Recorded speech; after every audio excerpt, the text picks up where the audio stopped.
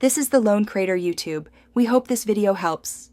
You've prepared your signal chain, flat amp, effects off, guitar tuned. Now engage the EQ and set all bands to neutral so you hear true changes. First, pick a pickup and play a consistent riff. Focus on the frequency ranges you want to shape. Reduce extremes by making small adjustments, 3 dB steps, because drastic boosts create muddiness or harshness. Once you hear a difference, lock that bass line. You'll return to it after refining mids and presents. Now you refine the core tone by sweeping and listening. Sweep the mids with narrow Q to find any honk or boxiness. Cut that frequency 1 to 3 dB. For low end, decide if you need tightness or warmth and make subtle boosts or cuts around 8250 Hz. Then shape clarity and bite by adding presence between 2-4K Hz. Make paired comparisons.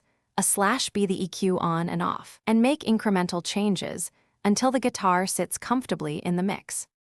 Finish by balancing output level so the EQ doesn't just sound louder. Use bypass to confirm improvements. Make final, conservative tweaks, small cuts for problem frequencies and modest boosts for character. If the guitar sounds thin or fuzzy, check phase relationships between pickups or stereo sources and lower preamp gain before adjusting EQ. If hum or harshness appears, reduce the offending band instead of broad boosting. Trust your ears. Take breaks. Thanks for watching. Consider subscribing if we helped you.